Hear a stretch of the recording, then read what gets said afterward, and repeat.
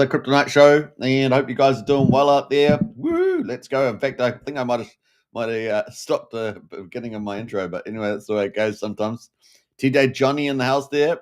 2011 Bitcoin wallet moves 5 billion worth of crypto. Wow, wow, wow. Of Bitcoin, sorry, I mean. That's amazing. So big shout out there to TJ. Let us know anything else that's happening in that space.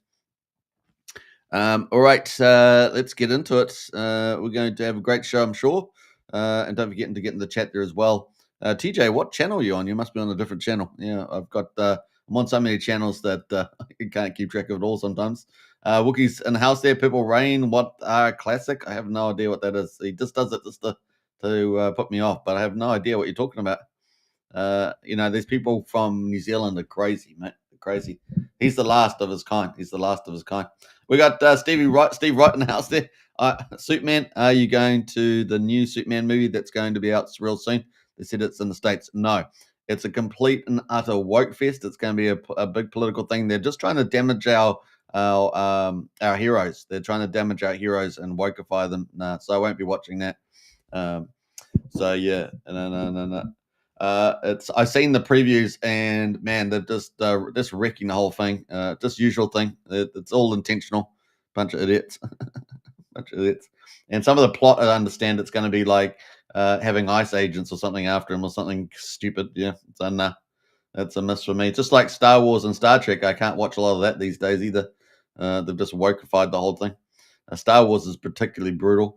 But so is some of the Star Trek, and I'm a huge sci-fi fan. I cannot tell you I am massive sci-fi, but I refuse to watch all the woke contamination.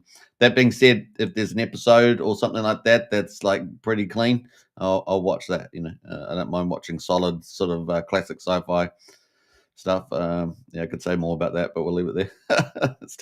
Man, everyone's getting me going this morning. This is not how we were supposed to go to the show. We're not supposed to how we were supposed to start. That's hilarious. We're live. We're live. Everything goes wrong when you're live. We got Check My Pulse in the house there. What, Shaking Hexkins? Good to see you. Check my pulse. My pulse. We got Wookie says the last Wookie standing. The last Wookie standing. You are indeed in a galaxy far, far away. Speaking of Star Wars, yeah, it's bad. It's bad. Yeah. Now you already knew it was going to be a problem when they got rid of the last Superman, right? So. Just the way it goes. At least he's moving on to what's that? 40,000K. I think that's going to be incredible when that comes out. No one's going to be talking about anything else once 30,000K comes out, or whatever it is in the movie. 40,000 or 40,000 or 40,000K. What did I say? 30. I think it's 40. What? Okay, it's a rough start, everybody. Hey, thanks everybody for joining. Thanks for everyone for joining the show. With the rough start, but that's just the way it goes. We've had it's a bit of fun. Let me get the show, and don't forget to send post it out. I'm just going to copy it here, and if you can share it out on X, that'd be great. Share show on X. Now we've got the cobwebs out of the way, so to speak. We got man, Wookie's going wrecked. Hashtag wrecked. Yeah, we got Q Ball in the house there. Morning all. Good to see you, Q Baller. Good to see you. Welcome, Craig. And of course, there is the show. Just take a second to repost that. That really does help a lot. And go for gold. Now I saw Ali Kane out there. Now I don't know whether I should talk about this. We're really starting off rough today. I saw Ali Kane out there today. In fact, I've got his post up at the moment. I don't know. Should have. We got Ali Kane. We're looking for 20 PulseChain influencers. Should I bring this up? No, maybe I shouldn't. We're looking for 20 PulseChain influencers, and I was going, well, I don't know if we've got that many actually on deck at the moment. And I know because I survey everything on PulseChain, and I mean literally survey it. So it is. I don't know if we've got that many. Like, there's lots of smaller ones around, and so I guess a lot of community influencer crossovers. There's tons. There's a decent amount. I wouldn't say it's tons, but a decent amount of those. But yeah, I don't know about the standard influencers out there. The sort of medium, larger ones. But it's Pulse Wars Season 2's coming. Excited about that. It might be something I might look at. Do my thing. I'll do that. All right, so that is cool. That is cool. Now we're going to get into what am I talking about? We're going to talk about the monster thread. If you haven't checked out the monster thread is out there. And don't forget to share that around. I'm just trying to find the monster thread actually. Let me just go to MVS's crypto show for a quick. He's our editor in chief. Doing a great job, and let's post that out. If you haven't checked out the monster thread, monster thread, weekly news, weekly PulseChain news, and I'll put the arrows because it seems to help with the link. So there's the monster thread. If you haven't checked it out, it's only been out for a day and a half, so hot off the press pretty much.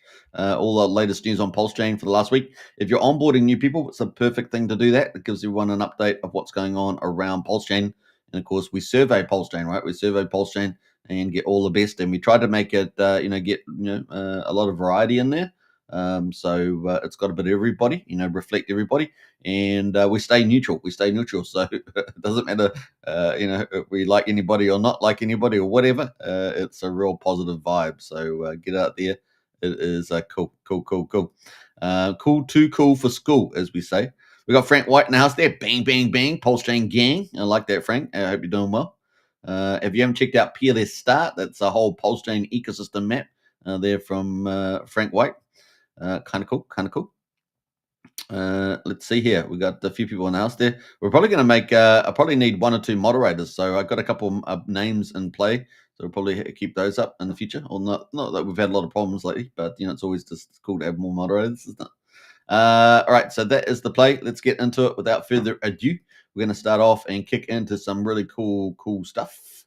And let me just go back to there. Bam.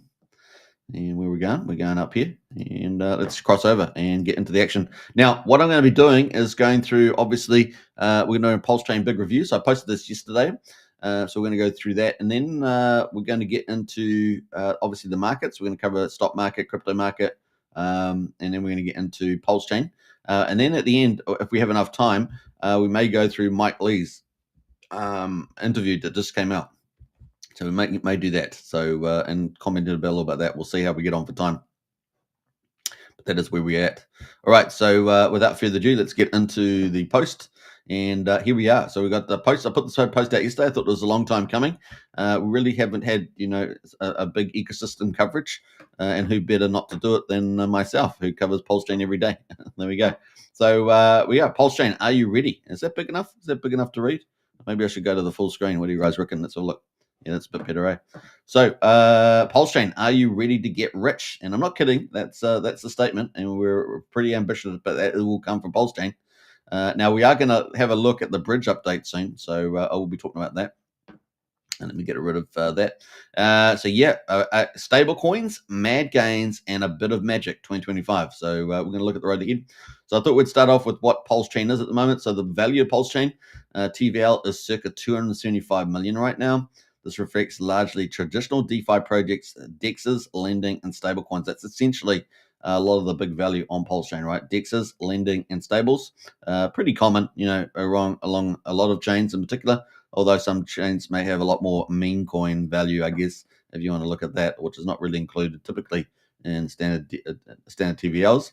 And of course, the key protocols that are included are PulseX, Liquid Loans, and Power City, Fiat, and 9mm and 9-inch. So those are typically the most valuable TVLs on the PulseChain, and a lot of them are underpriced at the moment, right? Which is may see a big reversal once PulseChain does rally. We see money go back into the big DeFi. So we shall see. But that is typically what happens. Stablecoins. PulseChain has $36 million in bridged in stables from yesterday, by the way. $36 million in bridged in stablecoins, DAI, USDC, and Tether. So that is $36 million. So you can see it's, let's argue that's around about, 10% of the total TVL value there based on these protocols up here. But also has its own native coins, of course. It's got COAST, which is 10.4 million. That's fiat backed, right? It's backed by US and pounds, I guess. We got 4 liquidity forks, $6.5 million. So we got Liquid Loans, Power City, and which Power City's got 2, right? So it's got PXDC and XDC. So PulseX and Hex are backing those stablecoins, and then USDL is backed by Pulse. And then we have Ink Printer, which I forgot to add in the rest of the tag there, but that is Fast Abdul, and that's Ink Printer with the Ink Dollar. and that's banked by Inc. Right. So those are the 4 Richard Hart core coins backing those 4 liquidity forks. And of course, if you add up, if you take those four liquidity forks, there's about 35 to 40 liquidity forks out in the market. And of course, this is from Ethereum, right? And it's been obviously a super successful decentralized stablecoin, and it is basically we are basically probably 4 out of the top 10. So out of those 35 to 40, we actually have some of the more valuable liquidity forks on PulseChain. So I think all 4 out of the top 10 as far as I remember. So that is pretty huge.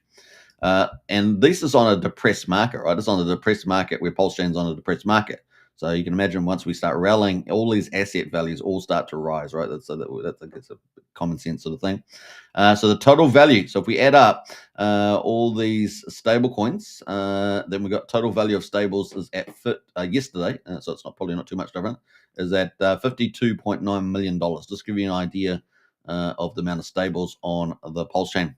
Right, so bridged-in, we also have bridged-in coins, right? So bridged-in coins, Ethereum and Wrap Bitcoin, and they're worth about $20 million yesterday, right? So they're worth $20 million. So you can add that up. Then so that is kind of the asset side of things, right? So that's kind of all the asset sides of things, all that stuff there. Is how much we've got in there, and also how much can push up market prices and things like that, right? So that's how much sort of stable coins we've got around. The liquidity forks, I would add, are not so good for that. I mean, they're good for a stable coin, but 95% of the asset is sitting on the protocol earning yield. So it's not really great, as good as one would hope to move prices up. And then we're going to talk more about that in a minute. PulseChain trading volumes. So this is the spot trading, and of course, you guys know we cover this every day. This is basically one of our core things we cover, and that is trading volume. So spot, I call it spot. Of course, it's just stuff happening all the time. The chain's volume today, that was last night, was about 19 million, and we covered that in the live stream. It's pretty similar to that. This came very widely. More recently, it's been between 10 and 30 million. Of course, if you've been watching the show daily, you would know those ranges. And it's largely on PulseX, 9mm, PHUX, which we don't often cover. So PHUX adds a little bit extra volume, which is not included on here, and of course 9-inch as well. So those particularly PulseX, 9mm, 9-inch are doing most of the volume. We have a little bit of volume on I guess Change Now and other stuff like that, but it's really on these dexes. And then we have PHUX, which is probably slightly in addition to this range that I've got here, 90 million. In the past, protocols like Spark Swap and others contributed as well. We've obviously had dexes that have sort of come in with their own pools and stuff, but they tend to wane, right? They have high yields, they have experimental tokenomics, don't always play out. And Spark Swap's still doing a bit of volume, but and there were several others, but they're pretty passed away there. So yesterday, of course, we had PulseChain Freedom Day. I'm not aware of anything different to that. 7th of July, SEC era seems to be over. Onwards and upwards from here. And Nuclear Herb said no news is definitely good news, and that was yesterday. So we're going to quickly check on him and see whether he had any further update. Yeah, so that was the last update he had. So at the time, so I'm not aware of anything new around that. If you do know something new, let us know in the chat. But not aware of anything new. I haven't checked it today because I've been doing other things. But the legal site that we looked at yesterday. But certainly we had no news is good news.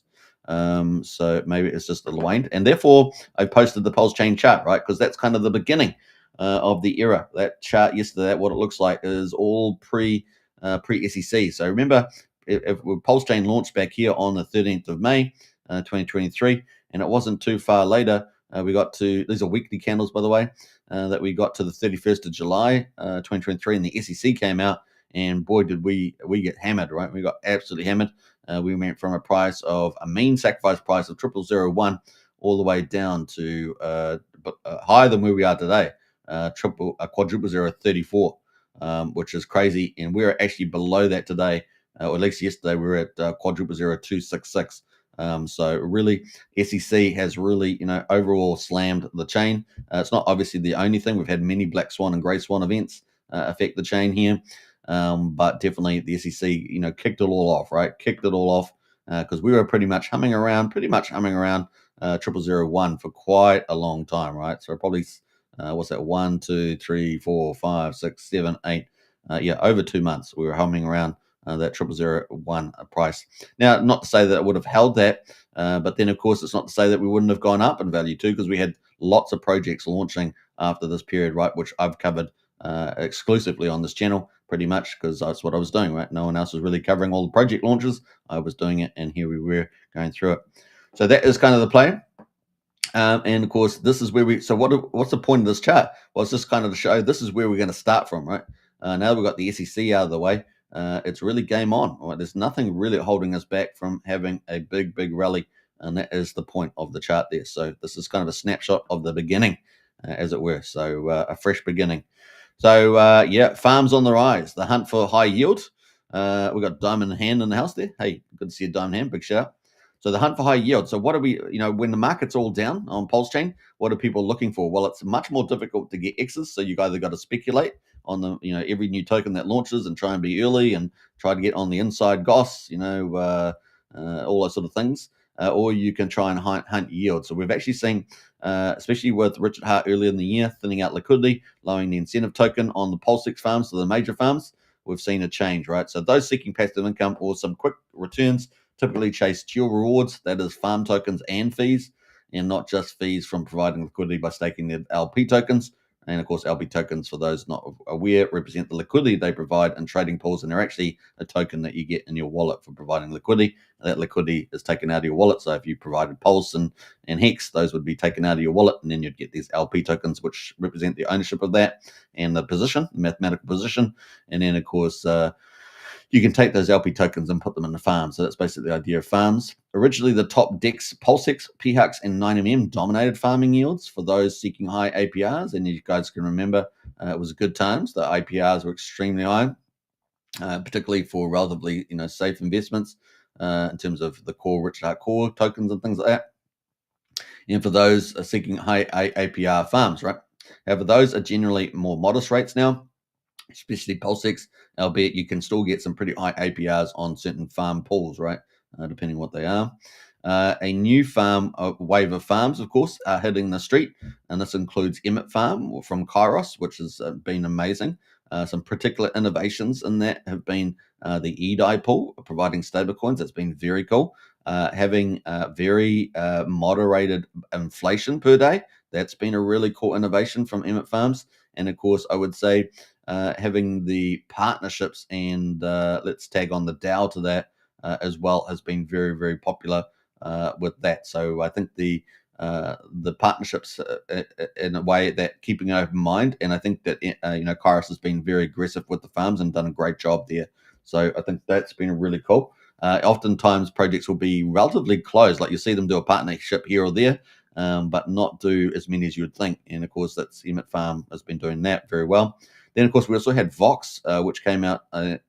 Vox came out, I think, slightly earlier, yeah, and that did it very well straight out of the gate. First couple of days, 3-4 days, did some pretty awesome returns, a couple $1 million in market cap, and of course Vox is still offering really great yields and got more planned coming up. They're going to be, you probably hear a lot more about Vox coming up in the week or two ahead. So Vox very dynamic and moving forward. And then of course we had Function Island just launched their yield farm the other day. Obviously they've had other farms like Island token, but they've also launched their yield token and a whole range of farms there. And also partner farms. So not only core tokens are in that farm earning high yield token, but also partners as well. So they've just launched that. And then of course we've got Nexian Pulse, right, which is really it's more than just a farm. So Nexian is much bigger, and that is offering it's going to be offering a number of new DeFi protocols, which I think are going to be pretty valuable to PulseChain. And of course, they are offering at the moment, I think there's about 65 pools in there at the moment. Of course, Radon and Radon Greed and Rage are currently the big thing on that at the moment. And of course, they also will be offering new products though, including Glow, which will be coming up, and also NFT staking. We're going to talk about that in a minute. So that's coming up there. We also have obviously DAOs, pump tires, reflection tokens, and LP webbing. Those have been extremely dominant over the last 4 or 5 months. in particular. The multitude of tokens are operating in the space on PulseChain. And yes, of course, we've got tons of memes as well. We get sometimes some every day, right?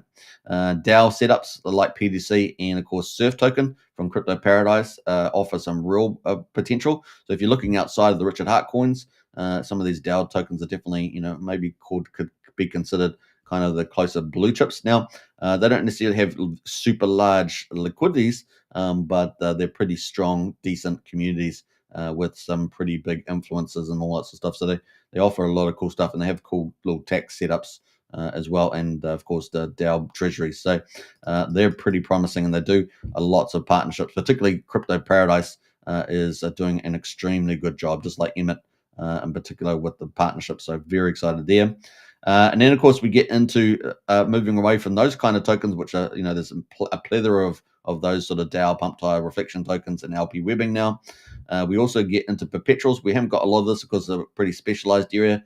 And, of course, the long and the short of it, if you like the pun, it's kind of funny.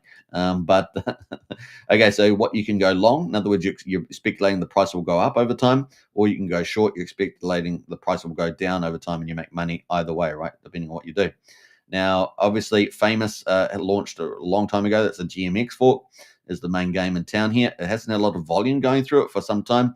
And, of course, because of just, I guess, the sentiment in the play.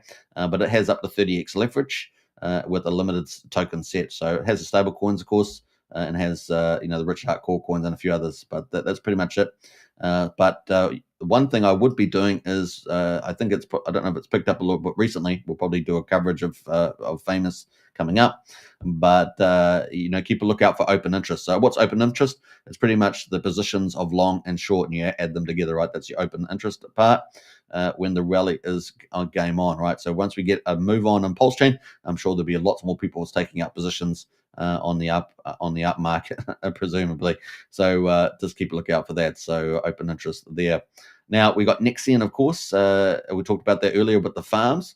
Now Nexian, I'm pretty excited because Psycho there, and I think it's Leaf. I think the devs are looking to really push the ecosystem here. So Nexian is really quite an ecosystem, and of course will be the new kid on the block soon, offering Glow.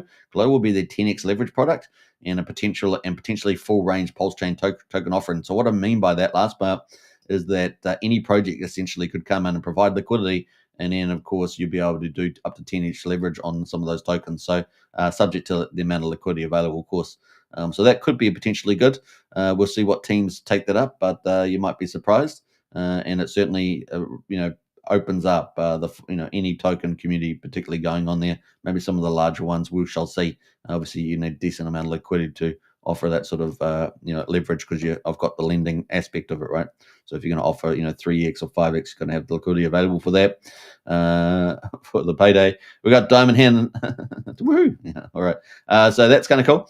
We've also got oracles, of course, moving to some of the support for protocols. So we've talked a lot about some of these popular tokens and DeFi in particular.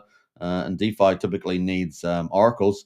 And so if we want to get more sophisticated, more reliable oracles, we saw with PDI Maker, right? When it got forked over, obviously, it had internal oracle, but the decentralized oracle, which had been added into Maker over on Ethereum, I think back in 2021, if I remember rightly, was not working. Of course, we didn't have an oracle, right? Obviously, recently, we've had Fetch Oracle launch from Liquid Loans. That's operating there. I'm not sure who's using that at the moment, but we've also got Signum oracles coming up in the future. And of course, Signum Oracle expect to have a few more bells and whistles potentially, and of course that could be pretty exciting. We're also expecting that to benefit, a whole new range of DeFi coming onto protocols. So if you want to actually launch Maker over on PulseChain, you got two oracles now. You could potentially use, assuming they're providing, the data that you need, right? But in terms of like pulse price feed and things like that. So that is kind of cool. We'll keep a lookout for that. That's a theme that could happen over the next sort of 3 to 18 months. So we'll keep looking to see, what protocols has that enabled to come over and launch. That'll be pretty interesting. Obviously, people can be a reporter there if they get a certain amount of tokens. They have to stake those tokens, and then they can report data for the Fetch Oracle and the Signum Oracle, price data and non-price data, and potentially tools like random number generators, so called, as we say. That leads us on into what's in the future. Obviously, we've got Signum Oracle coming. We've got Nexium Glow coming. But we've also got a number of other protocols coming. And this is not an exhaustive list because there are other protocols coming onto the PulseChain. But these are some key ones that I think are going to play a pretty big role. And we've got Tetra coming, obviously, and that's been obviously quite a bit of work to get that to the line, but it does seem to be very close. 2 weeks ago, I think it was, they were doing the skins for it. In other words, the UI UX sort of front end. It's going to be fully decentralized, so you're going to be downloading it. It's not going to be Web3. And it could open up DeFi to not only developers, but also retail punters as well, big time. And it might actually become a little niche. Maybe even, who knows, it could become even bigger niche. We're going to certainly try and cover it here on this show and see what we can do with it. But you could basically democratize or simplify the interactions. You don't need to be a coder so much to interact with smart contracts, Solidity contracts, and things like that. So it could have really opened up a world there of opportunity. So we're going to see what that's like. So at the moment, we have a number of DeFi protocols on PulseChain where you can create your own tokens and LP pools and all sorts of stuff. I'm thinking of Axel and there's heaps of them. There's Midgard, Nexium, and many others. Right, there's a good amount. Often all of them have different features, and some of them better than others potentially. This could open that up directly, right? So people are able to interact with smart contracts and things like that. So that's adding, I think, to all those token creators. Then we've got Betabank coming. It's going to be a modified Aave fork for PDI. Obviously, PDI has been doing very well lately. And of course, this will add some more momentum for it because it's going to take PDI as a collateral for stablecoin. And then we're also going to have Pulse and PulseX in there. I do wonder whether he will include, as Nikki, the founder there, will include Wrap Bitcoin. It'd be pretty interesting. We're going to be covering Wrap Bitcoin again tomorrow. So we're going to look at all the Wrap Bitcoins on PulseChain because I think it's going to be potentially one of the cool narratives on PulseChain as we move forward into the bull market and altcoin season in particular. So we've got Nexium, of course. And Nexium's not only doing this Glow product with 10x leverage, but they're also going to be doing NFT staking farm. And that may reignite the whole NFT space. And as you guys know, we're pretty much the only influencer covering NFTs. We covered them all when they were launching. We had a few rug pulls, unfortunately. We obviously had, 8 different NFT marketplaces when we were covering it. And of course, they're still operating. People are still doing stuff on NFTs, but it really hasn't boomed. And of course, we're in a depressed market on PulseChain. It's kind of not surprising. There are a couple cool NFT collections out there, of course, that people can buy and sell. Of course, we got involved in heaps of them here on the channel. That is the play. Now, obviously, with NFTs, also, those are 721 contracts, 1155 contracts. And of course, we saw a Black Diamond that was pretty cool with the 1155. That's the first 1155 on the chain. And we also have, obviously, since that time, we've had new innovative 404 contracts, right? Which have that seven PRC 20 and of course 721 mixed together, and of course. Transferable between each other, and of course we saw 404 contracts coming on there with Dipcatcher, and they've had some early success and continue on, right? So, and we also had 404 Mon out there, which is great stuff out there too. So I mean, there's a few in the 404 404 contract space on the old PulseChain. This could reignite the whole NFT space, and of course the 68 NFT marketplaces. I think some of the marketplaces have become a little deprecated. And maybe not be working, but we've still got quite a few up and running, like Mintra, Pulse Markets, and Ocus Pocus and things like that. So still a few out there. But if you can actually take your NFT and then reward the NFT in a staking pool, that could reignite this product. So, like I say, Nexium brings some really cool products to the market. They've got on-chain bet and X Games, and this is when we might be scaling up to big audiences, right? So this is when we get to a much bigger audience here across outside of PulseChain into other chains, and that is on-chain bet from Jacob and X Game there from Firewhale, one of our 2 big public whales. PulseChain's based multi-chain decentralized casinos. This is going to be pretty huge. Now that multi-chain is very important. There's going to be across multiple chains. Obviously on-chain bet's going to be using I think the Zero Bridge, and of course X Game there as well is going to be a cross chain. So we'll see more about technology there, but it's going to be on multiple chains. And of course, they are both going to be decentralized casino offerings, and the technology is probably going to be different. That is very exciting. All right, very exciting. We will also go to the next level of entertainment. and of course that is going to be pretty huge, right? So we're going to have lots of more entertainment, and it's going to go next level quality, and so it's going to be exciting. This could be massive for adoption, the PulseChain, not only on the other chains but also people hearing about PulseChain, and of course bringing in new capital, in particular because a lot of the other chain capital potentially will be flying in through to on-chain bet and X Game, right? So and we know that for sure with X Game, that's going to be buy and burn, so that's going to be pretty big for the Solid X token. Pretty cool. But in any case, maybe one or both of these will be killer apps. I'm certainly feeling confident about X Game potentially being a killer app, and maybe on-chain bet there as well. But X Game in particular will have a big marketing budget. So that's why there's a difference between those two comments, because they'll potentially have a very large marketing budget. And of course, they also have access to big influencers and networks on other chains as well. So that could be particularly huge. So keep a lookout for that. So these could be the killer apps. Everyone's after a killer app. Thinking of the Friends app on Base Chain. Could this be something like this that goes truly viral? And so we'll have a look at that. It's also going to have a 30% referral bonus to those that are promoting it. So it's a no-brainer for influencers, for big community people where they have networks and things like that. So it could be pretty exciting. And we're hunting that killer app. Obviously we talk about Richard Hart all the time and the Magic Carp ride, but there are other ways, of course, to adding value to PulseChain, and that is from developers, right? And if they get a killer app, that is next level stuff. So PUSD ALGO obviously is very important. Potentially, we talked about all the stable coins up here. Further up, we talked about those. So we talked about the stable coins that we had $53 million in stable coins, both bridged in and native. But 6.5 million in native stable coins. That out of that 50 million, I mean, it's just like what, 6% or something. Was it 6%? So yeah, it's it could be. Was it 10%? Is it? Okay, 10%. My mind's not working quite now. But that is potentially PUSD ALGO could potentially add a lot to that 6 million. And so this is what I'm very excited about. This could be the first truly decentralized algorithm and stablecoin on PulseChain. And of course, it will need a Signum Oracle. I said Octacle there, but it's actually Oracle. Signum Oracle. And of course, it will be backed onto USDL as well. So it's a double level stablecoin, really. It may be the holy grail of stablecoins with stability miners. It certainly worked on the testnet, and so we're looking forward to that. I do consider it like Cult DeFi does, the flagship project for Jacob.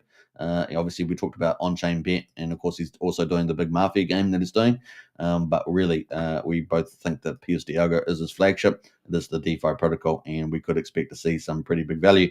Now, what have we seen recently with the recent launch of the last stablecoin, which was Ink Dollar, right, from Fast Abdul? This is worth, I think there's about 800 to 900,000, close to $900,000 worth of Ink dollars, all based on Ink. Well, obviously, we're looking for something a bit bigger than that. We sort of want to get something in the multi-millions of dollars, and potentially PUSD ALGO could do that, right? So, if not millions, and it would be fantastic if we get 10 millions, tens of millions. So that could be pretty exciting. So we will see. So what happens here? This is not going to be based unnecessarily on those tokens. People are going to be able to provide liquidity, and of course, there's going to be a dual token, right? So ALGO will be the token. Think of Terra Luna. So it's going to be the dual token, and PUSD will be the stable coin, right? So it's going to be a pretty big deal, and so we're looking forward to that. Now, time frame, obviously, Signum Oracle has to launch first, and if Tetra is soon, we could see Signum Oracle launch within a week after that. He said 2 days, but we always know it's a bit later, right? So let's give it a week, maybe 2 weeks, I don't know. But and then after that, we're going to get an update from Jacob around the PUSD ALGO. We do know that he has a team that's been developed. They were hired earlier in the year. And on the 19th of January this year, he said that he would give us a follow-up update about that. I do hope that he gets it to market soon. I mean, it was already running on testnet, so hopefully they'll get to market soon. One issue, Jacob's amazing with innovation and pushing DeFi, but the time that takes is far too long. So hopefully we'll get that out sooner than later, because that really, I think, could be huge. So yeah, and the timing in the market's pretty good right now to launch something very soon. So maybe in a month's time or 2 months, when the market's really starting to take off. I think everyone's pretty bullish about September. So that would be pretty cool if you could get it up by September. Would probably be when the market sentiment's turning, and people would be keen to participate in that. And of course, it's not only is a stable coin, but also you earn multiple yields on there as well. So I think that'd be pretty popular. That leads us into Sun Mini Meal. And now, obviously, we've been covering Sun Mini Meal as well. It's one of my Magnificent Seven, as you guys know, along with PDDC, the Richard Art Cores, and SolidX. SolidX, yeah. SolidX. And so, yeah, we've got Sun Mini Meal. Now, there is an update today for Sun Mini Meal. If you're in my strategy club, the link's in the video description there for the Kryptonite Show. Do join up. It's only $35, $35 a month, so really good value. We had a new member join today, so definitely join up to there. And of course, get in if you want to hear all the alpha. We talk a lot. I got a lot more depth, like a lot of numbers I don't say online. But you can get into Strategy Club and get in on that. So while we're doing it, we have monthly updates on everything in crypto. We also have the top 10 index, so you check that out as well. And also we have strategy chats, and of course a lot basically updates all, not every day I would say, but just about every day, and sometimes there could be a lot in one day, just depending on what's happening. So you get access to all that. So join up, and of course you can ask me questions as well if you're wondering what I'm thinking about certain things that I might not say on live stream. So then get in there. Only $35 a month. Join up today. Look forward to seeing you in the strategy club. Made in the house there. What's up, Superman? Good to see you, mate. I like little Superman there. And Anita in the house there. Good morning. Good morning. Good morning. Welcome, Anita. Always a pleasure. Yellowtail says any sell-off is great for us in the future, says Yellowtail. Indeed. Yeah, we're not quite out of the woods yet. We know until Trump really deals with the tariff, which is part of his strategy. We'll talk more about that later. We're going to have volatility in the market. Price is low. Selling at this low is great for us. Yeah. Well, we're going to talk about the bridge as well coming up, because that's also one of our key indicators. So we'll get to that. Welcome, Yellowtail. Yeah, Sun Mini Meal. So obviously we talked about developers building. We talked about stable coins and value coming. But we actually got Sun Mini Meal, and their ambition is to be the next Bitcoin within 5 years. And this is not a shallow claim, right? This is a very substantiated claim that they could actually do this. They actually have the means to actually do this. And of course, obviously actions have to follow up words. But Sun Mini Meal is our first real corporate on PulseChain. There were some little maybe mini baby corporates, but this is really our first major corporate on PulseChain. And they have got a superfood, which makes them particularly special, not just any corporate, but a corporate with a superfood where you can get all the nutrients inside less calories. So you only need about 800 calories a week with their food if you were to have it all week. And so it's pretty a day, I should say, 800 calories a day if you're going to have it every week. And so it is superfood. You get all your nutrients, and rather than having to eat tons and tons of food for only getting so much of your nutrients, and you might miss out on some. This is what you get. So corporate millions from Europe, and that's the other cool thing. It's from Europe, so not just America, not just Asia or somewhere. It's a whole different market, and we're getting a lot of stuff there. Now that will be going global. Of course, there's always challenges with going global. We won't go through all those, but you can think of some. And in time, that all that capital could flow into PulseChain. So where's the capital coming from? Now, obviously, they've talked about committing 20% of net sales. So that's basically a general formula is like revenue less about 7.5%. That gets you to net sales. So it's a lot of money, all right? It's a lot of money. They did 82 million euros last year, which is about 93 million US dollars. They're only starting this the buy and burn with the corporate net sales from 1st of January this year. So they may, by my count, they may have somewhere between, I don't know, 7 and 9 million US dollars in there, somewhere in that ballpark. At the moment, it's about 6 months of revenue. So that's probably on an annual basis, based on last year's data, that would be, about 16 to 17 million dollars, let's say, of buy and burn potential coming onto PulseChain. That's a new capital coming to PulseChain. That's pretty impressive. And that doesn't assume their growth rate. Their growth rate last year was huge. We're talking about 430% in the second half of last year compared to the first half of last year. And of course, they also won the competition, or I guess it's a show where you do it's a little bit like a Dragon Den show where you raise, you go and pitch, and they broke a record there, I think in the Netherlands for I think it was 2 or 3 million euro. I can't remember the exact number, but it was in that ballpark. So that is the play, and of course they're doing pretty well. Now, they're also going to have their customers. So they're going to be having a Rewards 2.0 program where the customers will get a 20% discount on price if they buy using Soil tokens. Right, this is their token that they've got on PulseChain, and of course that is potentially massive. Right, that's potentially massive because as more and more customers realize that, and of course that they're going to make it easy with their new wallet and all everything else, their bridge and everything, and that could be super easy. So we could see that flow on. Now, question mark of that. We'll try and bring new news on that as it comes up, and then of course institutions.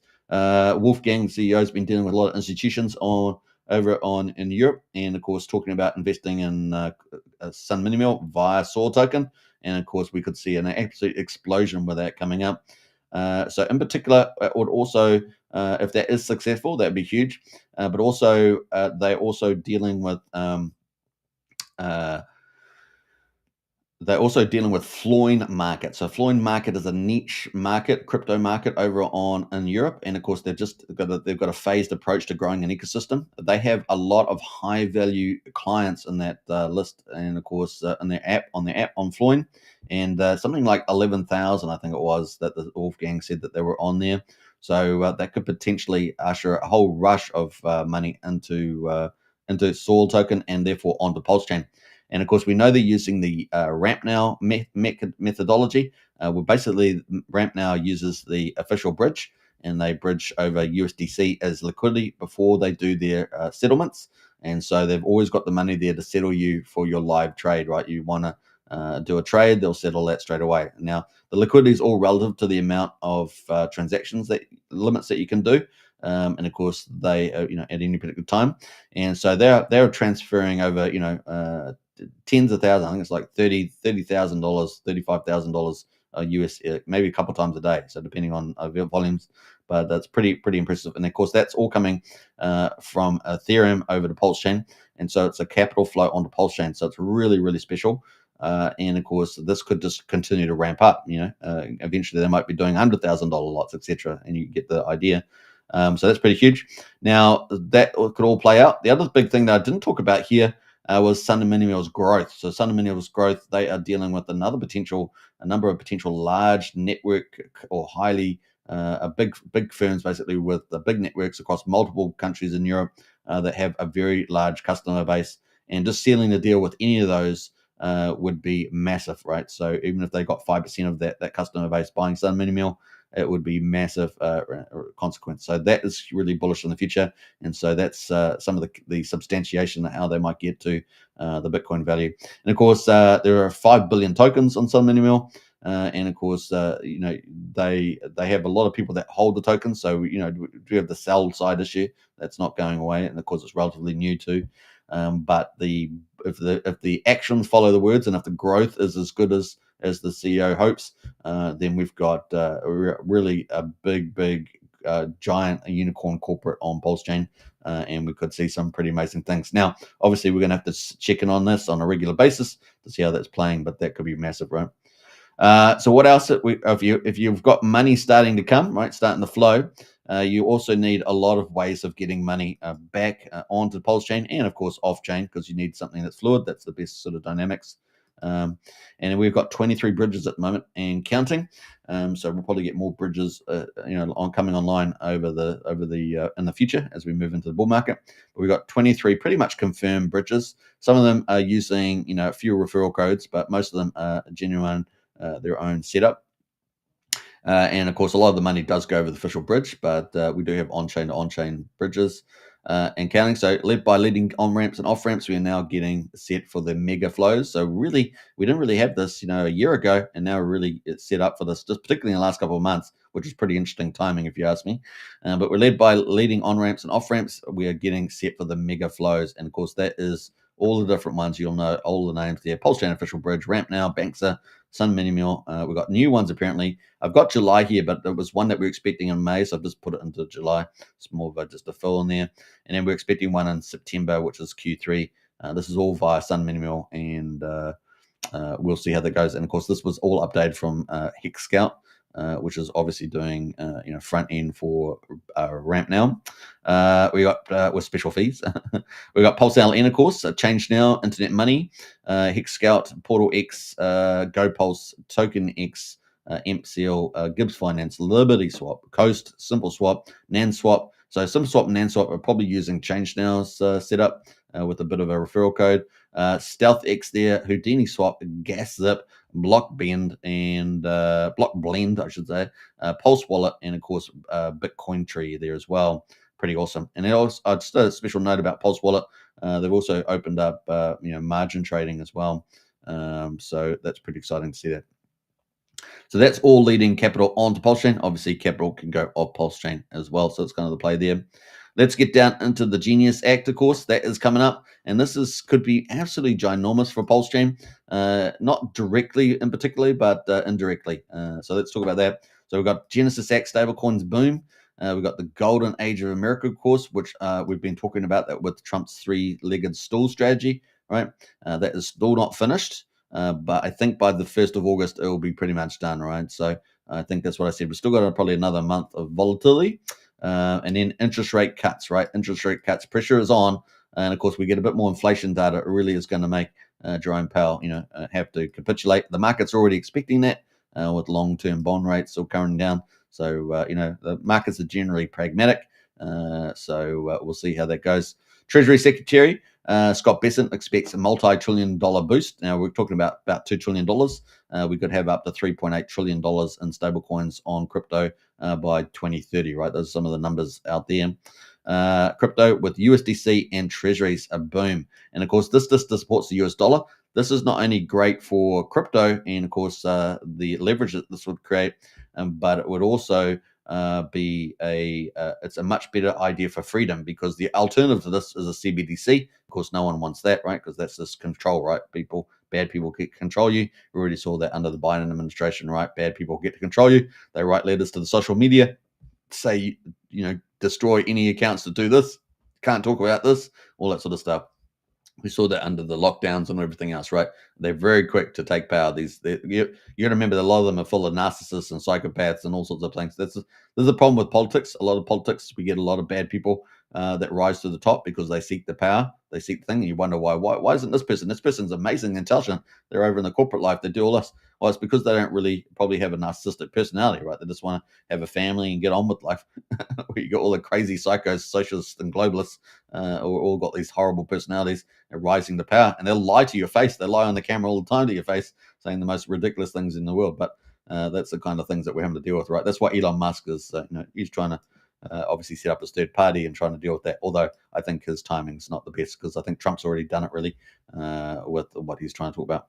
So we got benefiting Ethereum and EVM chains. So we're going to get massive benefits here. All this stablecoin boom. It's all going to get circulating money moving around on Ethereum and EVM. Obviously, Ethereum benefiting because of Circle, right?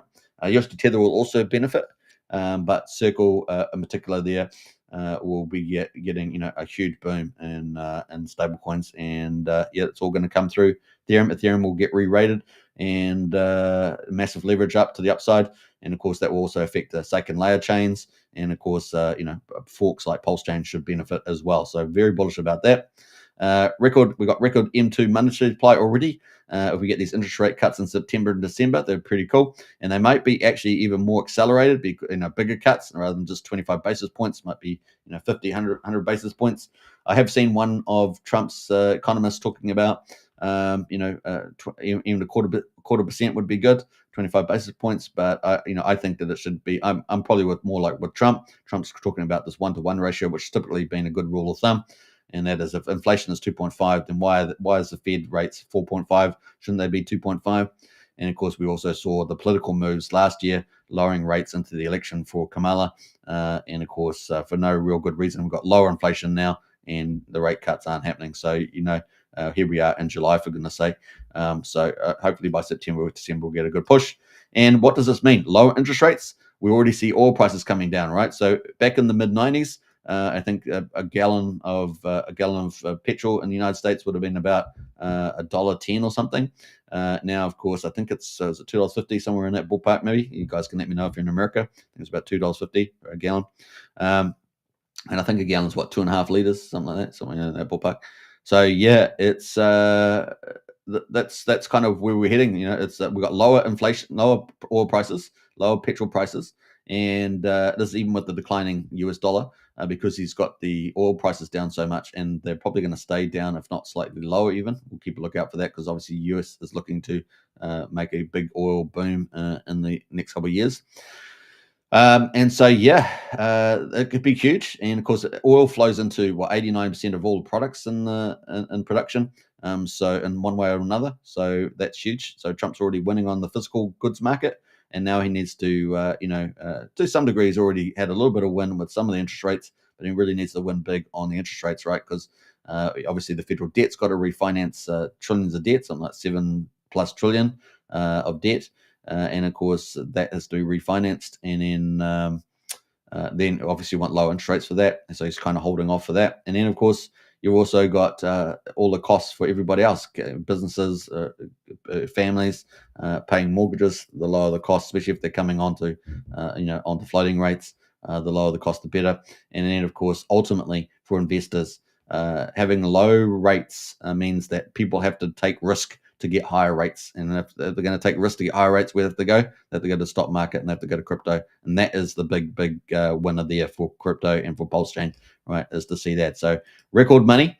So plenty of money slushing around. The golden age of America. The economy is booming. And we already saw straight out of the gate after the one big beautiful bill, we saw 7 big firms announce their capital moves, because now they can do 100% capital expensing within a year.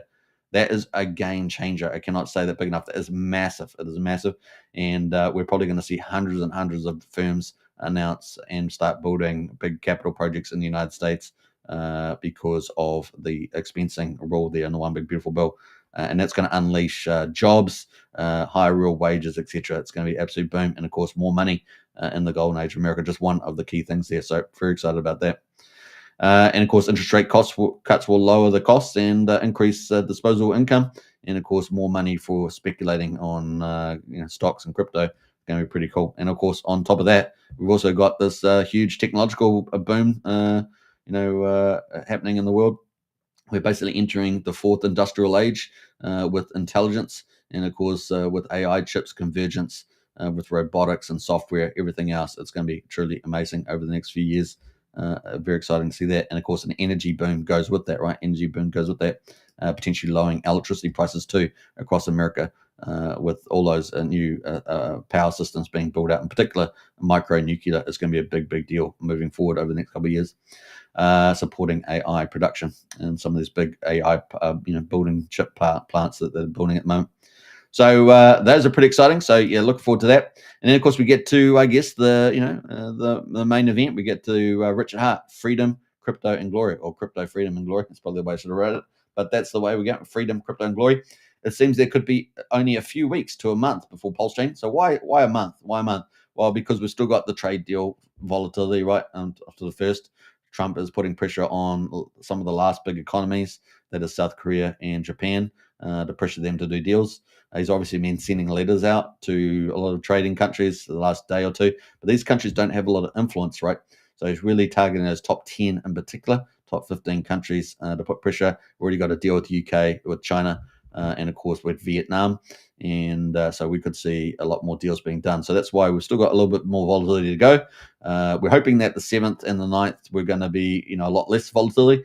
But that's still in the market. The markets will still be responding to that a little bit until the 1st of August.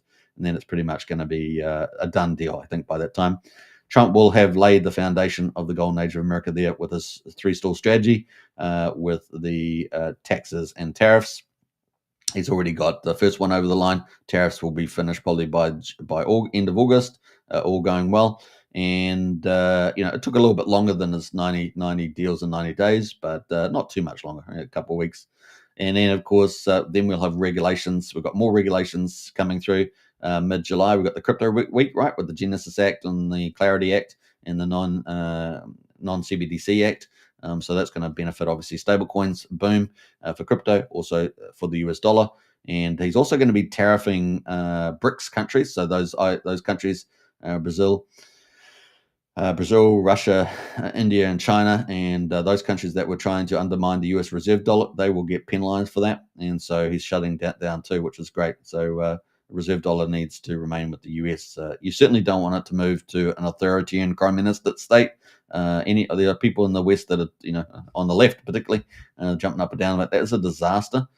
You've got to understand that when people go missing, they go missing in those countries. It's for good reasons, right? We don't need that in the West. So fingers crossed. So yeah, it seems more that it could be a few weeks to a month before PulseChain. We've also got some nice action in the chart there as well. We're free from the SEC. So there's a lot of good things potentially happening. Now, we've still got volatility on the bridge. We're going to talk about that in a minute. So that will move us from, we've got a low base in the price, so we could really start to rally, right? Steal it, rally from that. And so the low base is obviously here, and it's not quite over yet. We've still got at least 3 or 4 weeks, I would say, ahead of us. This excludes any God mode candle, which may wait as well for a couple of weeks in any case. So that is where we are there. Let me just scroll down a bit further. So yeah, Richard has many options to open him up for public glory. Now, why do I still stay on the public glory train? Because Richard has been communicating all year, particularly since January, since he did his video, and he's been doing a lot of very positive things. First of all, he did many moves around PulseChain, setting it up for the run ahead with thinning out liquidity, the PulseX farms, and incentive token, all that good stuff, launching pump tires and a lot of cool things there, trying to shout down the PDI maker floor and Mr. Dong, all these things. Richard's been out there recently. He's been out switching from that, dealing with the problems, and even talking about PulseChain people being the dumpers, all that sort of stuff, trying to get that to market. And then, of course, moving forward, he started to look on a forward front, right? So he started talking about marketing and millions of electronic devices hitting the US and other countries. So getting all those devices out there to start the marketing and get people on board to PulseChain. And of course, also more recently started talking about, printer labels for those. And then yesterday talking about, PulseChain website, we're going to get it up to scratch. It's lost its way. It needs to really be doing the right things to attract people. If we're going to have all these people come, we need PulseChain website to look good. So that was a big thing yesterday. So Richard is now dealing with the problems, but like Trump is in the first 6 months, and now is looking forward to the golden age of PulseChain, and is moving on to the website and all those sort of good things. And of course, now he's free essentially from the SEC. He's still got the Interpol thing, but I'm sure his lawyers are dealing with that. Reckon Michelle's definitely indicated that through his back connections, and so we could get some good stuff happening there. But anyway, not financial advice, but perhaps his crypto empire, owned or otherwise, lol, is much bigger than most people think. Maybe it's much bigger than I think. Maybe it's much bigger than you think, or maybe it's much smaller than we think. I don't know, but it's definitely pretty big, and so we're going to talk about that. So this is the bull case that we're going to go through. I actually had a whole ton of numbers in here, but I pulled out the numbers just because I don't know exactly what the numbers are. I have a good indication of what they might be under a certain scenario, but that's kind of where it is there. I thought I'd just pull the numbers on here. We got Bitcoin, a whale, plus Ethereum, plus forks. So obviously he was consistent in all his videos in Q1 2011. And so if you watch all his videos since he's been streaming with his top hat, he's been always consistent about Q1 2011 being when he was mining. He got into it on Reddit and all the back channels there, and followed the guy with the template on how to do a lot of mining with your graphics cards in his setup there. And so he did all that sort of stuff, right? And for my account, that's probably about February 2011 that he was doing that. Now, obviously, similar around that time, we talked about this yesterday. Obviously, we had other people around that time, Roger Ver. We had Ross Ulrich, of course, from who just recently got out of prison. So we had all those people out around there as well. They were mining a lot and probably got a ton of Bitcoin as well. So these are the kind of players that we could have. Now, Richard does have the personality to not sell as well. So he's probably a good chance that he's kept a lot of that, arguably. And then, of course, in 2016, he also talked about on YouTube that he had been mining Ethereum in 2016. And therefore, he's probably a good chance that he's one of the big whales in Bitcoin, and possibly, pretty good bags in Ethereum. And of course, he would benefit from all the forks, right? The fork wars, as we call them. 2017, 18, moving forward, we had the fork wars around particularly Bitcoin block sizes and all those sort of things. And so we had Bitcoin Cash and other forks there. So he could potentially big whales on any of these ETH and Bitcoin forks that we had, right? So that is pretty huge. And he could potentially be on the rich list of all these, which means that if you add up all that income, I don't know, it could be something pretty silly. the amount of money that he could actually hold or control. So it's pretty huge. But not only that, he also holds, controls, influences. You decide, but he has all the ETH money from AA lobby. Now, obviously, the first day of the AA lobby, there was I think 21,000 Ethereum came in there. And then we had hundreds of Ethereum going every other day. Now, there was some cycling going on eventually. I think I'm trying to remember when it started. I think maybe March was it when it started, something like that, in the AA lobby, but which normalized prices, right, to the market.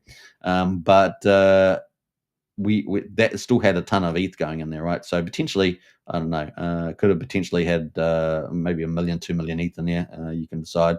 But it's pretty. I've seen different numbers, so you can decide which ones you think you can do estimates of.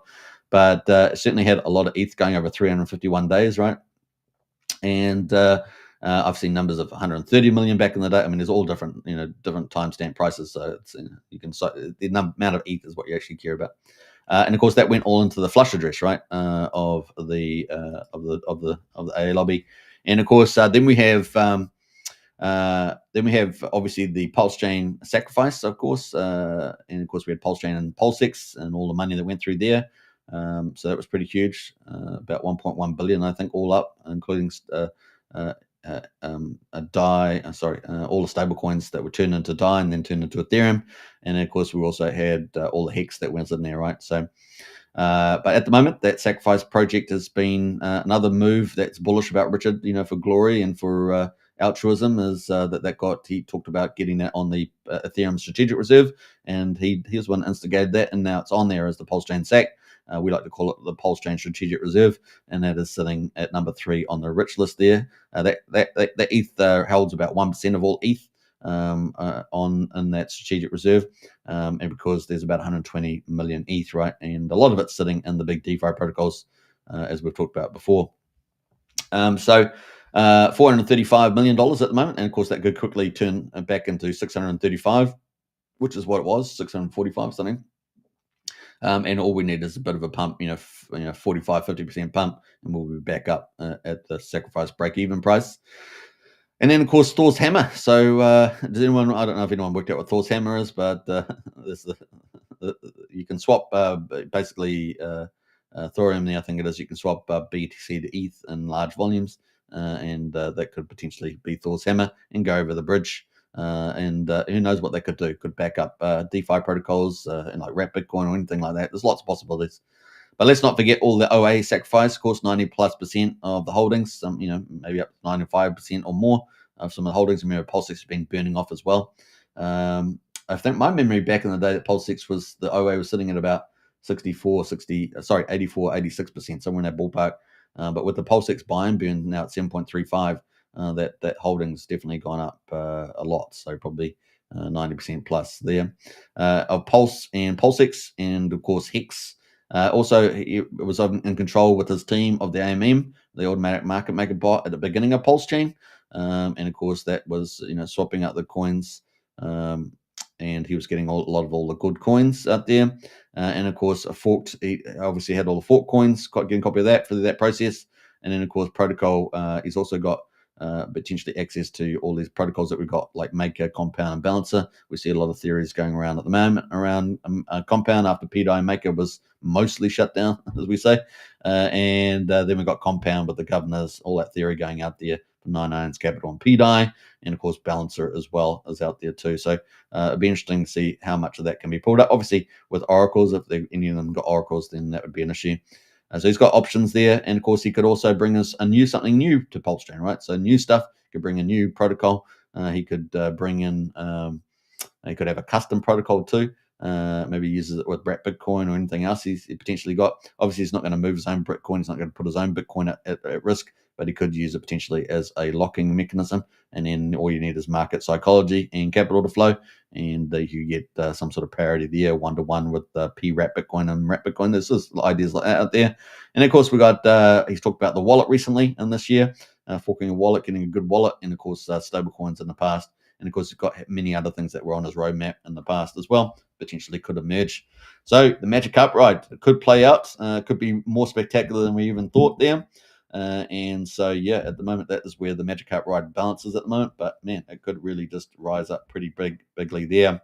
But as you guys know, I've always talked about the Magic Carp ride on the Magic Carp ride on the Magic Carp ride.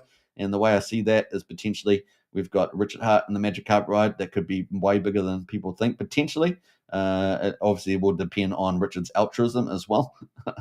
So if that continues, we've seen a lot of good moves in that direction. And of course, a pursuit of glory in that play.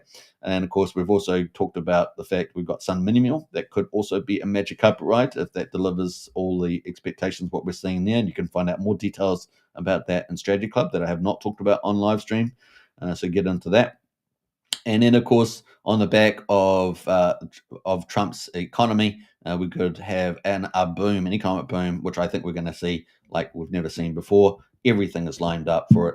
Trump is going to be leveraging the U.S. balance sheet and the assets that they have, as well as the income statement as well. So it's going to be mind-boggling how big that will be. And of course, with the monetary supply and the rate cuts, this could be mega huge. We've had more of the technical, the technical things that we need, like all these bridges launched to allow the money to flow in and off PulseChain. I'm sure that's going to continue to mature and expand. We certainly know that Liberty Swap there has been doing some really good stuff and continue to get multiple chains there at a rapid pace. So things are all heading in the right direction there for sure. So pretty cool stuff. I hope you guys enjoyed that. Like I say, if you haven't joined up the Strategy Club there, the link's in the video description. But if you want to get more good stuff there, that is the place to be. Oh, we got Wookie in there already. Let's see who else has jumped in there. We got Jenna and Husted. Great update, Superman. We'll share that with others. I appreciate that, Jenny. Thank you very much. I don't even know if I posted that link in there, did I? Let me post a link to this post if you guys want to share it around. Share PulseChain update, I guess we might call it PulseChain update. But I thought that was good to get a bit of a review of PulseChain where it's at from my perspective at least, and see you guys can share that around and leave your comments as well. Jump there, so kind of cool. Yeah, there's Wookie's strategy link. You can use that, or you can go straight to the strategy store. Bam. What else we got going on there? That is the PulseChain update we just read through. So share it around and leave your comments and all that good stuff. And if you haven't subscribed to the channels on YouTube or on X, give us a follow. It really does help a lot with the algorithms. And the more we can people we can reach, more potentially your pump bags will pump. That's the old line, isn't it? All right, so kind of cool. That is it, I think, on that one. I think that was the big update I did yesterday. So you can see that at the top. It's pinned at the top there. What else we got going? Actually, I might repost it myself. Should I do that? I'll repost it myself. PulseChain big review market. We just did that, and so forth. Yep, kind of cool. We've got lots of good projects on the monster thread this round. Monster number 9. Kind of cool. Yeah, cool projects. So we're going to talk more about that. All right, so that is kind of cool. Let me jump over to the markets. Before we do that, though, I want to just switch things around a little bit. Get into the chat there if you've got any comments about anything I've said. Do that. Get in the comments, but I'm just going to reset some stuff here. A bit out of order. So let me put that over there. And we're going to jump over here. Bam. And get into the market update today. Let me go find that. I'm a little behind today. Let's see here. Looks like I might have, we'll get out of there too. Bam. Go into that, and we're going to close that down. And pull that up. Bam. I think we're looking good now. Yep. Looking good. All right, so let's get into it. Where are we going? Full screen again? Again, full screen? No, we'll go small screen, and then we'll go big screen. All right, so let's get into it. So here we are. We've got the stock market. And why do we look at the stock market? Because so that we're not ignorant of the markets, right? Because these are obviously cross-related to the crypto, and it's important to keep a track of what generally is going on. We don't deep dive. We don't go down into all the indexes and all that sort of stuff. But we just want to have an idea of what's going on so that we're relatively informed. So we've got Dow Jones is down 0.4%, 165 points to 44,240. Now, remember, Dow Jones is the top 30 industrials, so it gives us a good idea of I guess, the Beltway. And let's have a look over the last year on the chart here. We've got a little mini chart. And we can see that we're not at the top here. We haven't been to the top yet. But I suggest to you this is going to probably, I know under Trump's era, this could probably go to 60, 70,000. We're at 44. I know it's a huge number, but I just think we're going to get some ridiculous things happening in Trump's America. The CBDO, the budget office in the United States, which is probably, they've been wrong all the time. They obviously are discounting for the tariffs. On one hand, they're saying, "Oh, you're going to make 2.8 trillion in tariffs," but we don't include that in the budget. So we're going to basically say that you're going to make more debt, or something like $4 trillion of debt, extra debt, or something. And so, but of course, if Trump it doesn't do 1.8%, but actually does like 3 or 4%, which is unbelievable. He certainly showed signs of doing that in the last presidency. Then that's going to be mute point. You're going to make trillions in extra revenue, and everything's going to be good. And the U.S. economy is going to absolutely boom at 3 or 4%, unbelievably boom. We see China on the decline at the moment.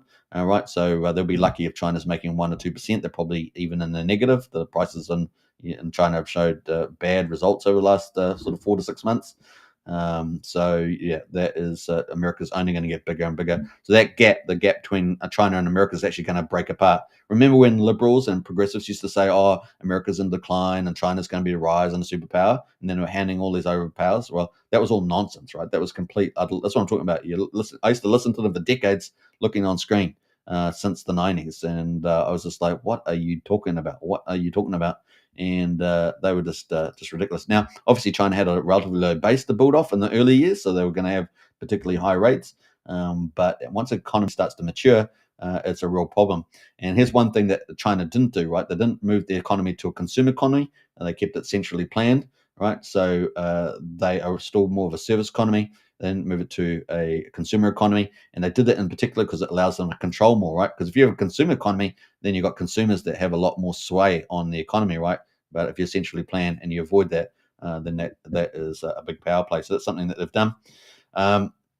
S&P 500 at the moment is down 4 points, so pretty much flat. It's just down slightly, 6,225, and that's recently come off its high as well.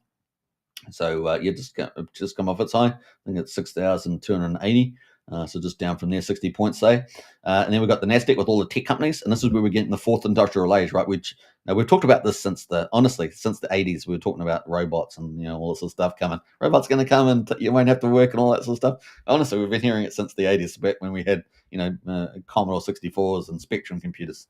So it's like pretty crazy. In fact, it's funny you say, or funny I say Commodores, because there's a guy online, I think came out yesterday, and they're talking about, I think, buying the Commodore brand. I don't know how successful they are. I didn't watch the whole video, but they're talking about getting the Commodore brand up. So you might see that back on go viral. Let's see.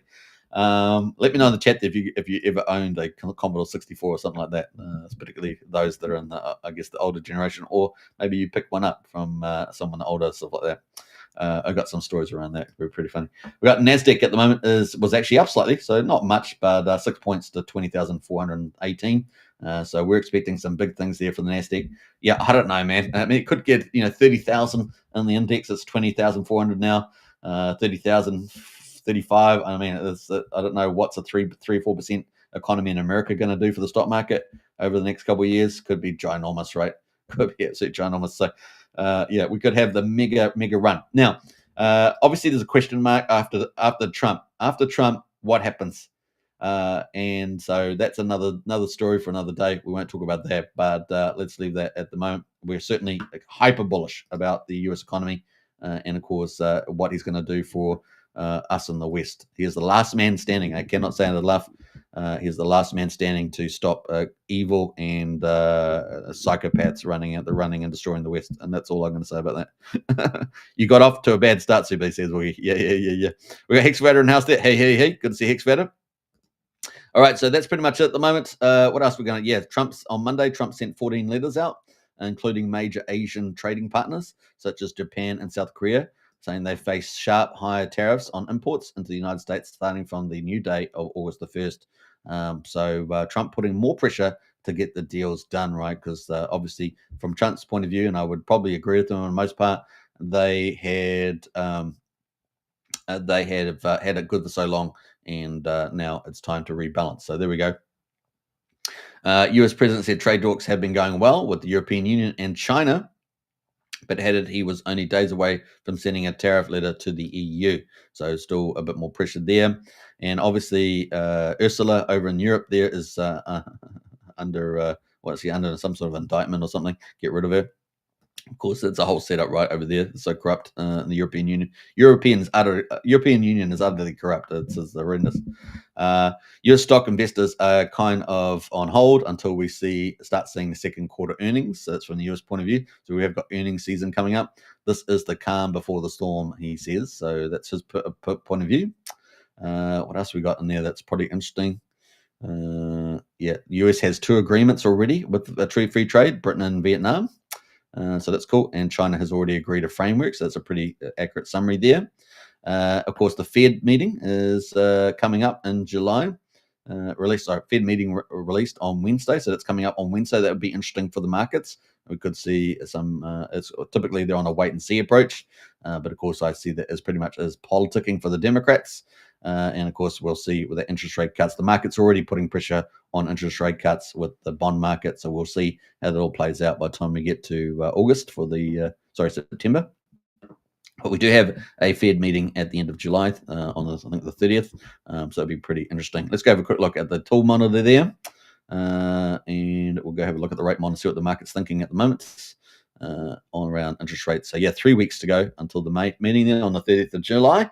And what's the market saying? So we've got 6.44% of the market expecting a 25% rate cut. Of course, there's no real rate cut going to happen in July. So it's not the kind of meeting they're holding. Then September, we've got now majority of the market expecting a rate cut.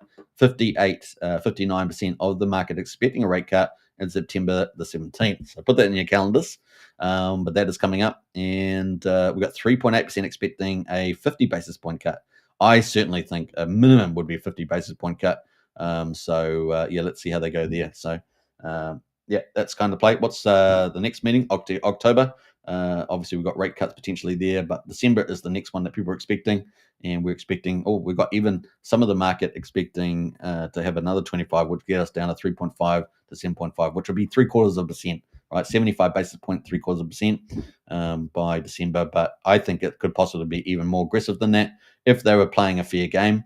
And of course, depending on what inflation's coming up in the future, right? So that is the other big thing. Let's have a look quickly for. I think we're just going to leave it there. I will pick up. We're going to pull up the inflation news coming up on another day. Should we do that? Hexavator's in the house. Hey. Good to see Hexavator. We've got Wookie with the rollerblades. I was at the farming. Wookie's farming on PulseChain.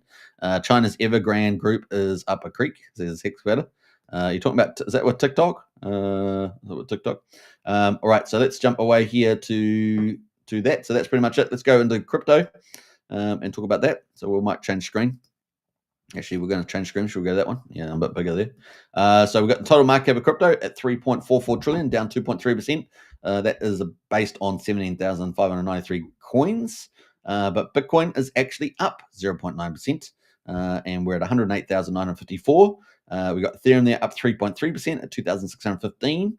And we got XRP up 2.3% at $2.31. BNB at number 5, up 0.2%, $660. Solana at number 6, up 2% at $152. We got Tron at number 8, up 0.4% at 28.7 cents. Doge there at number 9, up 2.3% at 17 cents. And of course, Lido sitting there at number 10. That is our top ones. So I did talk about Pulse Wallet earlier. Hyperliquid is the margin trading they're allowing within their wallet, which I thought was a cool little addition there. So we do have that available. I talked about, Famous and of course Nexi and Glow coming up, but Hyperliquid through the Pulse Wallet, you can actually do margin trading on there too. So I should probably put that in my update, but that is something, a little niche thing there. Kind of cool. Now, overall, the last week, best performer last 24 hours has been Ethereum, up 3.3%. And the best performer over the last week has also been Ethereum, up at 8.7%. So that's pretty good for Ethereum. And Lido, of course, up as well. Lido is obviously holding a lot of the I'll just repeat myself, holding a lot of the ETH in there, right? So I think it's 7% or something like that. Maybe a bit more. We got top coins in the top coins in the top 100. So look at that. We got Bonk again leading the way, 61.7%, number 63, and of course with the market cap of 1.7 billion, this could outperform other top tier meme coins, right? Bonk, because it's the market cap's down lower. It's been moving quite nicely. So that'd be interesting to see. Some of the top, the lower end of the top 100 meme coins doing better in terms of X gains, right? Doing more X's. So that is up 61% for the week at 1.7 billion. SBX 6900 has been doing very well also, up 28%. And then Kronos at number 3, it's ranked at number 48 at the moment. That is up 21%. Celestia at 85 is up 18.6%. And Stellar XLM is up 15% as well. Those are kind of our top 5 at the moment. But you can see, not far behind is Aave, Hedra, and Uniswap, Pepe.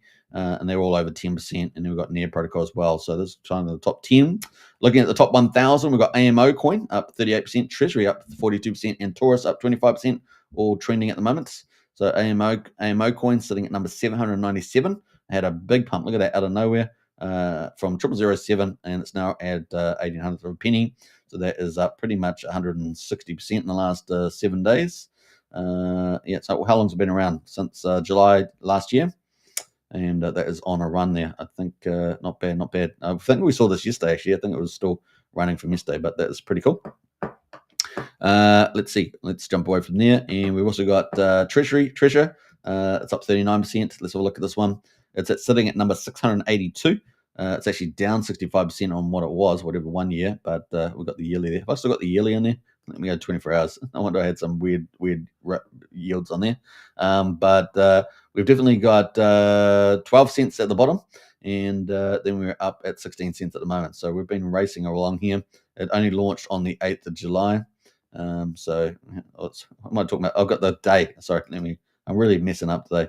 But we've got the market. It's been around since October, September 21. So the last bull market near the top, and it has come down. So yeah, it was benefiting probably from the back end of the last bull market, and it's pretty much been down, not doing too much at the moment, but apparently it's up today as well. So what was it, up to 42% today? Magic is the native token of Treasure. There we go. Let's have a quick look at the website. We're embarking on a new adventure. So it looks like got some cool little games or something here. There's Treasure, let me know. Play, build, evolve, all with Magic. And they've got their old marketplace as well and products. So there we go. They've got Treasure AI. So maybe that's what's maybe getting a bit exciting there. So that is interesting. Now, the only reason why we're looking at these, because some of them may have potential for mad gains if they've got some good ideas and good momentum. Banana for Scale just popped in there and took over the place number 3. But that's up 28%. That replaced the other one that was there. 291. That's actually pretty high on the coin index. 134% at 1.9 cents. It's a meme coin there, Banana at Scale. And I think we saw this the other day, didn't we? But it's on BNB. It's only been around since November last year, and recently taken off since 25th of June. It was at 5,500 a penny, now at 1.9 cents. So not too bad there for the old banana meme. 291. Maybe it's going to continue and end up into the top 200, top 300. Could be some big X's potentially in there. Once again, speculative, right? Speculative, but it is in the top 300 now. Making it a bit better, but it can move in and out of that. It's not force us, but definitely that's interesting. Taurus and Bitcoin and Tonguecoin are both the ones trending. Bitcoin was in here earlier in the week, about a week ago. It's back in there, and of course, Telegram Tonguecoin has been, trending a lot lately. It's UAE deal with the 10-year residency, I think it was. Didn't seem to do much to the market, but it was a pretty good bullish move there too. All right, so that is pretty much there on the crypto markets. So yeah, down 2.4%, 3.4 trillion. Bitcoin at 109,000 pretty much. So looking very good on the old Bitcoin. And you can take a bullish view and a bearish view on that. I take it as very bullish. It's been holding over 100K. And I think once we get through, the month of month of July, we will get through hopefully the tariffs by the 1st of August, and then game on, ramping into that September period. There are definitely some bearish scenarios for August, September that I've seen, but I tend to think that we're going to be moving into an ultra bullish period of the market.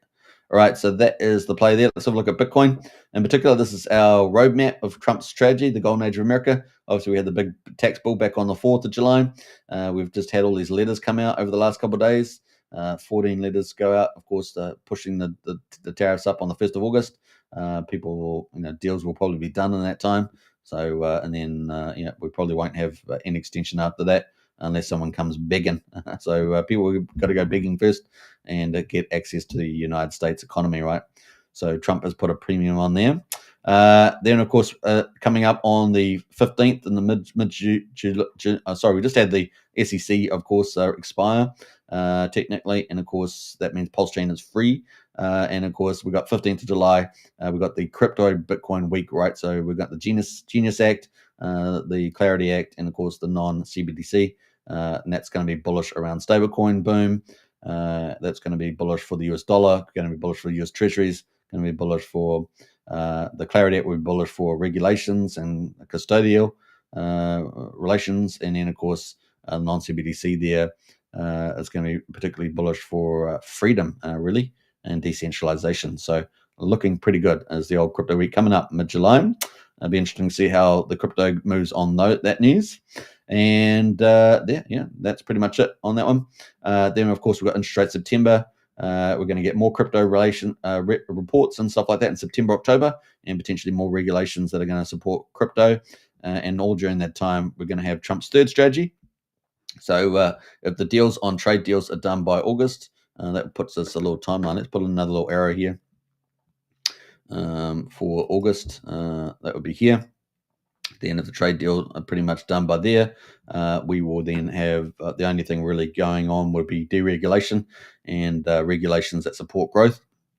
And of course, more around leverage and small to medium banks in the United States to support manufacturing construction. Of course, especially with financing these 100% expensing projects that are going to be coming up from now on. So boom, boom, boom, the golden age of America. It's going to be pretty cool. And record money and lower interest rates. Game on, game on. That's all we can say. We've got the perfect alignment, man. You can't ask for a better alignment than what we're getting. This is pretty much the holy grail leading into the bull market as well, which is just, everything is just mind-blowing. Got to have patience, pick up the good quality stuff, and then game on from there. All right, we're going to jump back and get into PulseChain now. It took us a while to get there, but we start off with PulseChain. We're going to get back to PulseChain. How we're doing for time?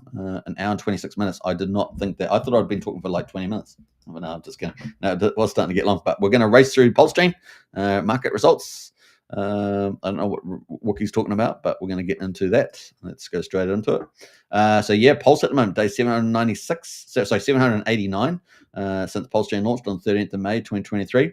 And we've got Pulse at the moment, quadruple 268, up 5%, sitting at 27% of the main sacrifice price. PulseX at the moment, quadruple 198, 2.83%. That is buy and burn at 7.36%. And we've got Ink token there up 1%, $1.47.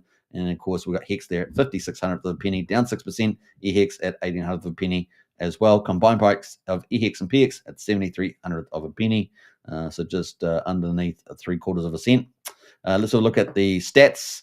We've got the gas prices. Less than 1 million beats. So pretty good value to do PulseX swap, only 9/10 of a cent. And of course, the validators pretty much stable. We've had that for about 3 days in a row, 52,000. And of course, the bridge is the one we've been looking at. This is one of our key indicators for the sentiment and direction of PulseChain. And we're sitting at $83.9 million. I think that was pretty similar to what we had yesterday. ETH, though, has moved into number one spot. Whoa. ETH has moved to number one spot, which means we've had something happen with the old DAI. So let's have a quick look at that. I'm just looking at this live. We've moved. That matches what we've seen with the bridge overnight. So the bridge news overnight's not the greatest. So we're going to get to it in a minute. But ETH was sitting at 6,743 back on the 3rd. And now we're about 6 days later. And ETH is sitting at 6,991. We're almost back at 7,000. So ETH is up, thank goodness. So that's up, about 250 ETH. But DAI is down from 17.6 million to 17.25 million. So we definitely lost quite a bit there.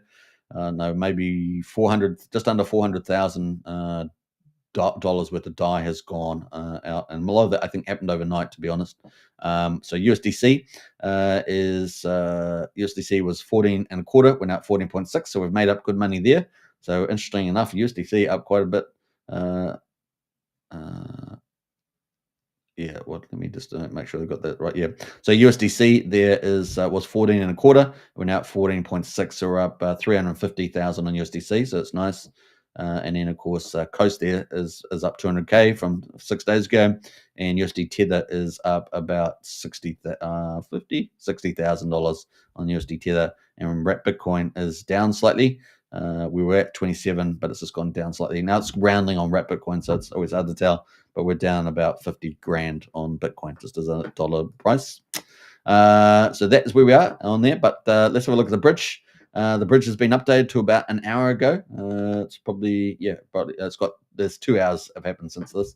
But you can see the bridge. We're all down at 4.7 million on the old Iran, and of course all the whales selling. And then of course we recovered somewhat to 2.2 million down. That's negative.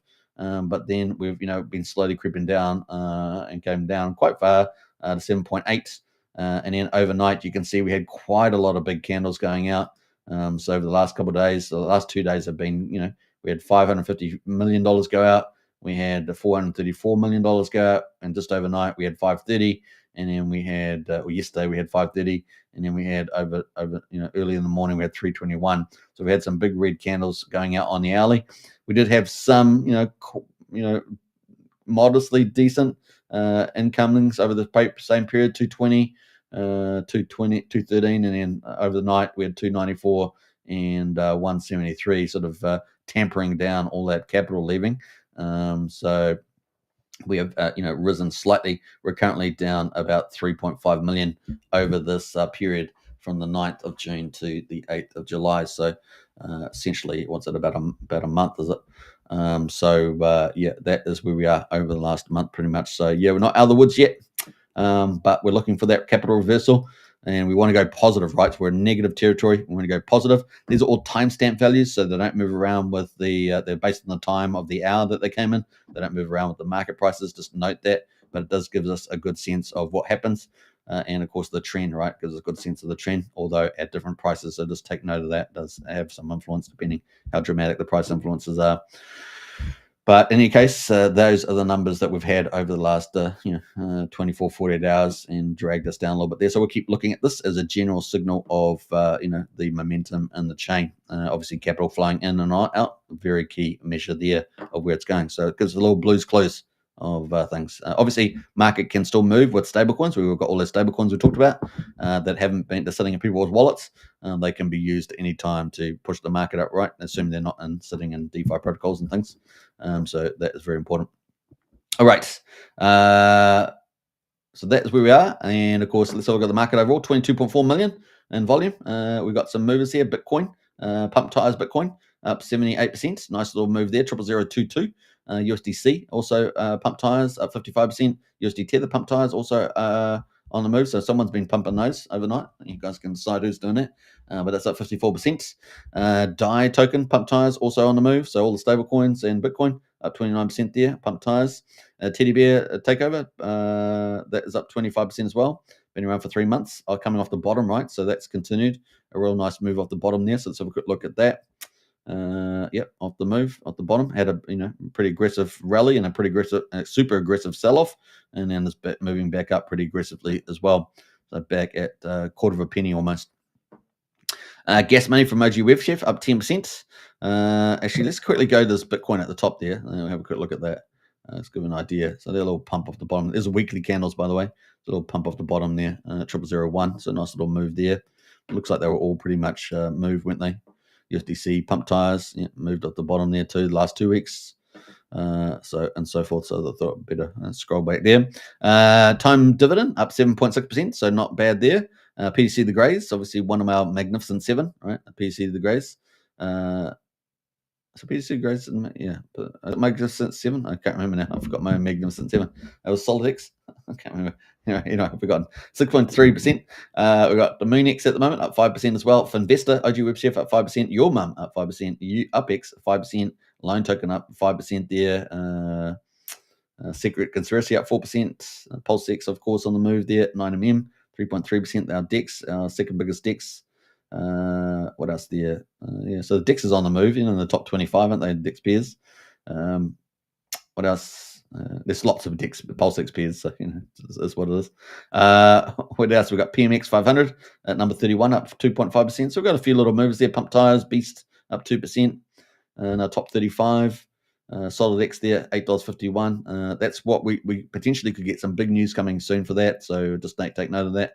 Up 1.5%. Stake ETH at 1.3%. Missile from OG Web Chef up 1%. G Baby there related to James and Maria, and that is up 1% as well. Lady Gaga up at number 46, up a little bit there as well. So we've got a few little grit gainers there. Many of the ones we talked about, 9-inch Ink Dollar. Gophers, the 404 contract from Catcher, the first one that we had. That's up a little bit as well. Only $108 now. I pick up those, so interesting. Those are kind of our top 55. So we've got 59 that are green, including X and Phoenix that are slightly green. Everything else is slightly red, including Sun Mini Mill down just slightly. We didn't see any corporate buy and burn yesterday on Sun Mini Mill, which is pretty interesting given that we're in a weekday. So we'll try and keep a look at the patterns of those buy and burns. They are manual, but they've now directed through ramp now. So we're going to keep a tab on those when those actually will come in. Very, very interesting. And then everything else is pretty much down at the moment. Sparta and Hex are down the most on the list here on the top 100. So that's pretty much it. Woohoo! What a show. What a show. Well, as long as that, it was an hour and 35 minutes. We're crazy here on PulseChain, but hey, look, we love it. So why not? Hope you guys enjoyed the show. And of course, we talked a lot of things. We've got the monster thread out at the moment. So all the latest hot news from the Kryptonite Show team. And of course, that is out there. So definitely check that out. Out and about, PulseChain hottest things. Man, we've got so many different cool things in there. So definitely check that out. Obviously, did the PulseChain update that we just read through at the beginning of the live stream. Check that out as well. Share it around. And cool things happening. We've got more stuff coming from the Kryptonite Show team. So stay tuned for all that. We've got the next week is going to have RH Max has got his conference on. Was it called PulseX Conference or PulseChain Conference? One of the two, PulseX Conference or something like that. That is coming up. So yeah, it's going to be a fun show. I will be on day 2 talking about Monster Thread on there. So that'll be fun. But yeah, lots more stuff coming from the team. Very, very cool indeed. Crypto League out there. Don't sleep on this chain. Pulse will blow everyone's mind as RH claims his father glorious status. Yeah, absolutely. And Crypto League, absolutely. All right. Hope you guys enjoyed the show. Take care, everybody. And I'll play out Raoul Paul on the way in. And we may even hear from Richard Hart. Just about where we are in the market cycle. All right. Take care. Bye for now. Not a mystery. It is a repeat of the debt cycle. They are rolling the debts. They are doing the same thing. Each cycle is not to do with a halving cycle, nothing to do with any of that. It's all driven by liquidity cycle and funding of debts. Each phase, we get phase 1 of the banana zone, banana number 1. The corrective zone, banana number 2 comes. Another correction, banana number 3. So this is the banana zone. So that's what happened in 2020, 2021. Off we go. Sorry, that was 2017, which again looks very similar to this one. That was the last one. Here we are now. It can't be clearer to me. I've shown you the macro evidence, the technical evidence, the sentiment evidence. Everything here suggests to me that hold on to your hats. Don't fuck this up. Don't lose control of your tokens. Don't use leverage. Don't get your wallet hacked. Just sit with it. Be careful. Don't get FOMO. Do all of the right things, and we'll go up to the next phase of the correction zone. That's going to be harder, because the next one that happens, we'll have a 35% drop, and you'll all say, is it over? And you'll definitely be sure it's over, and everybody on Twitter will tell you it's over, and it won't be over. By our work, we suggest that because of the elongation of the business cycle, because rates were higher for longer, the forward-looking liquidity suggests that, again, probabilistically speaking, without any guarantees, this whole thing goes into Q1, maybe Q2 of 2026, which would align with Trump's, trying to win the midterms as well. So everything's lined up for us. I think it started. So keep the faith, keep building stuff, and let's keep driving Siri forward with all of this. Thank you. You could get a God candle at any moment. You could get a giant green candle at any moment, because it's easier to get them, because it takes less economic energy, because there's less of it for sale.